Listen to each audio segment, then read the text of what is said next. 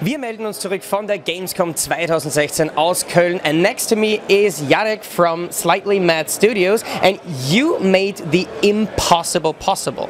You turned me, a little Austrian guy with vertigo, into a pilot. How did you do that? Blood, sweat and tears. No, we've been making the game for nearly 2 years now, and we work closely with Red Bull to bring the Red Bull Air Race into your living room. It started out us borrowing a bit of a kind of flight simulator that the guys train with and building on that. But obviously we needed to consider the casual gamer, which is probably 90% of our market.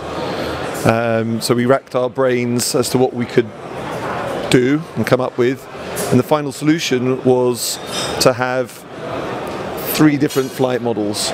So we have a casual ranging to up to a pro, where it's the actual physics of the plane.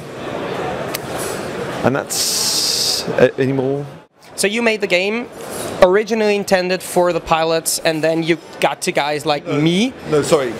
Red Bull Air Race wanted, we wanted to make a game that brings Red Bull Air Race to everyone who can't make it to the actual races, and people who just want to experience what flying's like.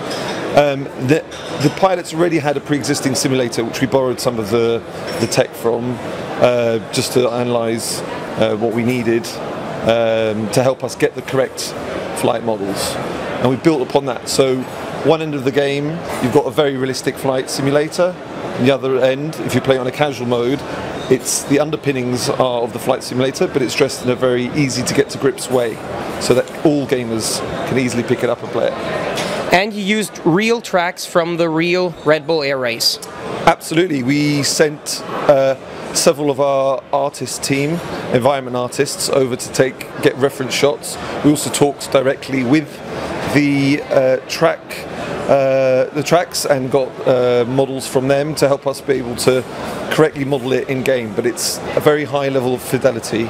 They are identical. But there's also a track you made yourself for fun, because you wanted to make that track, or because there was high demand? Well, the thing is, the Red Bull Air Race only has 8 or 9 races per year, and we wanted to A, give players more content, but B, also pick some of our favourite locations around the world and make an imaginary track. So for example, at the moment, Grand Canyon is that track, which I think feels awesome when you're flying around in it. And we've got a few more up our sleeves that we've been working on, so down the line we'll be releasing more tracks. It's exciting to be able to pick a place and make your own course. So, can you tell our viewers shortly what are the system requirements? What do you need to play the games at minimal and at best? Well, I don't have the tech specs to hand, unfortunately, but we have optimized it so you can have a relatively low-end PC that needs to be connected to the internet, because it's an online game. And that's it, really. We have optimized it so that pretty much anyone can play. But you have also optimized it for VR. And this is the version that I played with the Oculus Rift. And can you tell us a little something about how is it different to make, let's say, a normal game from doing a VR game? Well, we don't look at it as being a separate game per se. We make the game, and it involves a bit of code work to bring it over, to port it so it's compatible with the Rift. What is important is how the menu system works with the Rift, because obviously it's a different experience.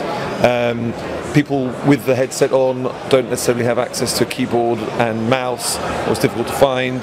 You have the joypad to work with, so that has to be taken into consideration rather than it being developed for, if that makes sense. Yes, it does. And for you personally, what was the first reaction that you had when you put on the Oculus Rift and flew your first track? It was incredible. I've actually been up in one of these planes, and it's pretty much identical, bar the fact that you don't have 10G squashing on your body.